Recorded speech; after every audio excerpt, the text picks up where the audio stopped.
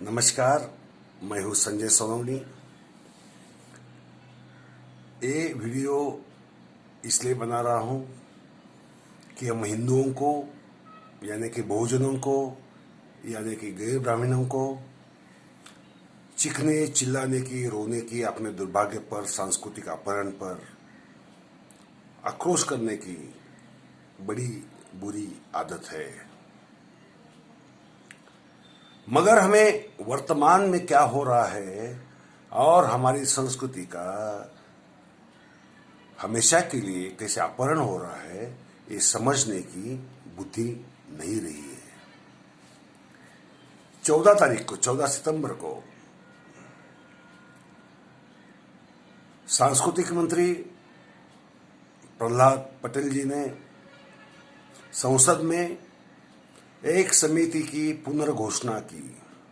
जो समिति वैसे सन 2016 में ही बीजेपी सरकार ने गठित की थी। के.एन. दीक्षित ही उसके अध्यक्ष थे और आज जो सदस्य है लगभग वही सदस्य तब थे। वो समिति 12 सदस्यीय थी, अब 16 सदस्यीय बन गई है। ये जो समिति है वो गठन के उद्देश्य जो है वो क्या है?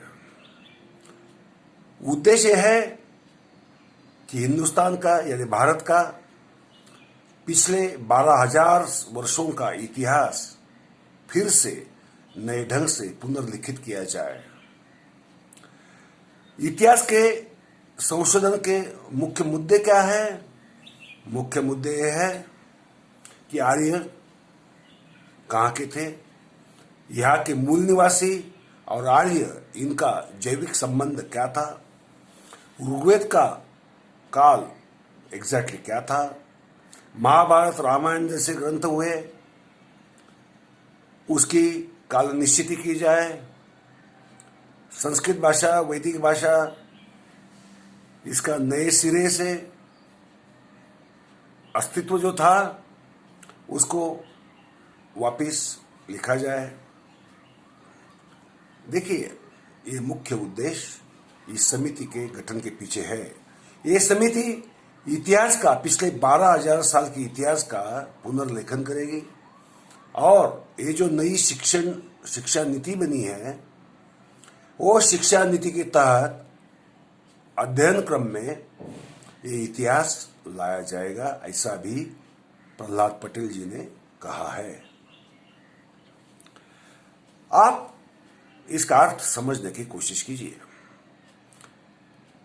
जब से आरएसएस की स्थापना हुई 1925 में, तब से संघ के जो भी लेखक है, वो गोलवलकर हो या उनके आज के तलगिरी हो, कल्याण रमन हो, ऐसे जो लेखक है वो यही बताने की कोशिश कर रहे हैं कि ऋग्वेद या वैदिक साहित्य बहुत ज्यादा पुरातन है।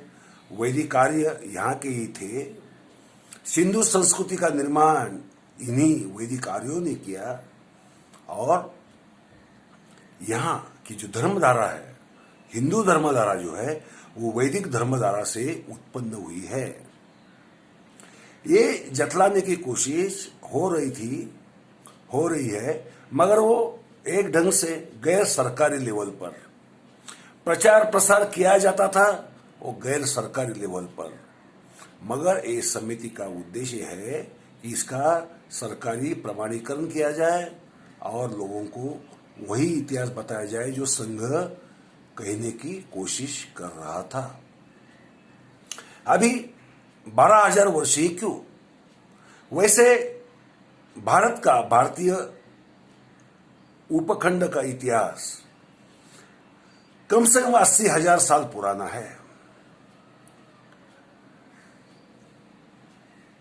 अश्मयुग से इतिहास शुरू होता है। भीमबेटका के जो गुफा चित्र है, या गोवा हो, कोकण हो, वहां के जो पत्थरों के ऊपर चित्राए गए चित्र है, संस्कृति हमारी उसकी मूल धारा वहां से शुरू होती है।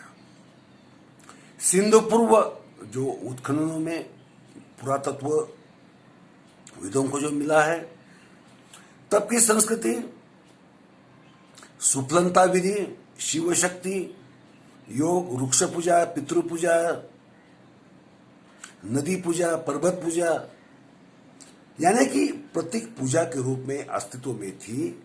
इसके ढेर सारे सबूत कश्मीर से लेकर कन्याकुमारी तक और पश्चिम से लेकर पूर्व तक मिल चुके हैं। मगर इस समिति का दृष्टिकोण वो नहीं है। उस संस्कृति का अर्थ समझने का दृष्टिकोण उनमें नहीं है। उन्हें वेदों की पढ़ी है, आर्यों की पढ़ी है। एक बात बतला दूं, ये कहने की लाख कोशिश करते कि आर्य यहाँ के हैं। इस समिति का उद्देश्य भी यही है, ये साबित करने का कि आर्य यहाँ के है, क्योंकि यदि आर्य या वैदिक संस्कृति बाहर की है, ये अगर इतिहास में ऐसे ही रहा तो इनको डर लगता है यहाँ के लोग उनको पराया मानेंगे, जो मानते ही है। उन्हें अपना समझते नहीं है। हम जब ब्राह्मण गैर ब्राह्मण या वैदिक अवैदिक या ब्राह्मण ब्राह्मणेतर या बहुजन और अभिजन संस्कृति की बात करते हैं, तब हम यही कहना चाहते हैं कि ये धर्म अलग है, हमारा धर्म अलग है। मैं ज्यादा साफ कहता हूं कि वो वैदिक धर्म है, हमारा हिंदू धर्म है। देखिए, हमें बहुत साफ होना पड़ेगा। दिमाग के ऊपर जो हमने वर्चस्वता लाद ली है उसे दूर करना पड़ेगा। सरकार का ये जो प्रयास है, ये प्रयास बहुजनों की यानी हिंदुओं की संस्कृति, अवैदिकों की संस्कृति धूमिल करने का, उसे खत्म करने का एक षड्यंत्र इन्होंने बनाया हुआ है और हमें इससे सावधान रहना पड़ेगा।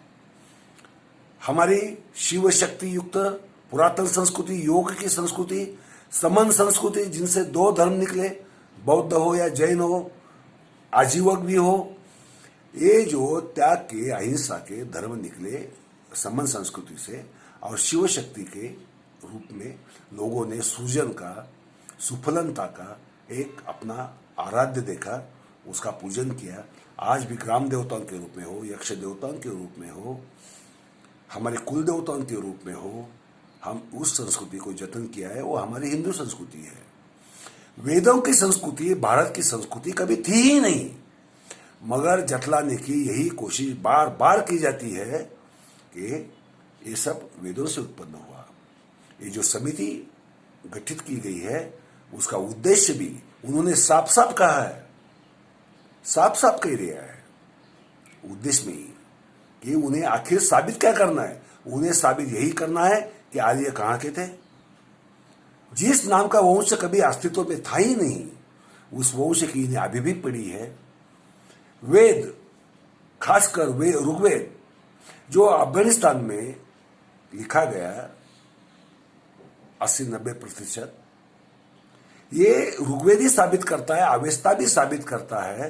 ये लोग क्या नया अवेस्ता, नया ऋग्वेद लिखने वाले हैं? इन लोगों ने यहां तक कहा है कि पुरातत्व में जो भी सबूत मिले हैं, उन्हें उनका वो परिनिरीक्षण करेंगे, पुनर्निरीक्षण करेंगे और नया अर्थ निकालेंगे। इन्होंने ऑलरेडी शुरू किया है। कालीबंगन में पुराने चूल्हों के यानी तंदूर भट्टियों के जो अवशेष मिले, उन्हें यज्ञ का अवशेष बता दिया। सिनौली में जो अवशेष मिले छकड़े के अवशेष, आपको मालूम है, उन्हें रथ के अवशेष बता दिए। इस ढंग से ये नया अर्थ निकालने जाएंगे तो पुरातत्व के किसी की चीज का कोई भी अर्थ ये निकाल सकते हैं। ये हमने देख ही लिया है, तो आगे चल के क्या होगा ये हम देख सकते हैं। तीसरी बात मैं बता दूं, मदुराई के पास 12 किलोमीटर पर संगम एज के एक पुरातत्वीय स्थल का उत्खनन हो रहा था। 2017 में इन्होंने जब पता चला कि इन अवशेषों से जो तथ्य सामने आ रहे हैं वो वैदिक प्रभाव के बाहर है, तो इन्होंने क्या किया, उसका वित्त रोक तो दिया ही, मगर 27 अधिकारियों का तबादला कर दिया। जो सांसद है कनिमोळी, उन्होंने संसद में सवाल उठाया था, मगर आज भी कुछ भी नहीं हुआ।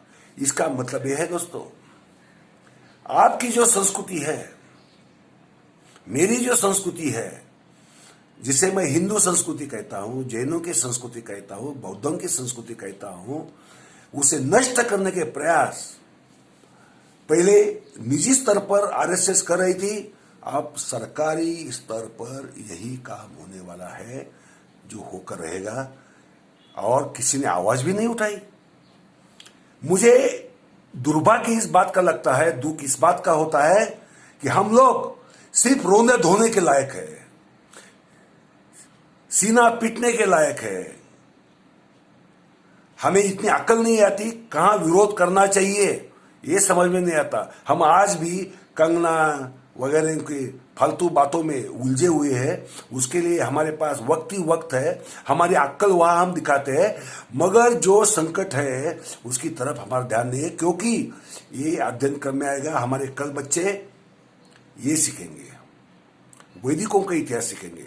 उसमें आपका इतिहास नहीं होगा, आपके पुरखों का इतिहास नहीं होगा, आपके धर्म का इतिहास नहीं होगा, आपकी परंपरा का इतिहास नहीं होगा। ये बात समझ के चलिए। ज्यादा कहता ना हूं अभी, मगर आपको इसके ऊपर इमीडिएटली गंभीरतापूर्वक बहुत ध्यान देने की आवश्यकता है।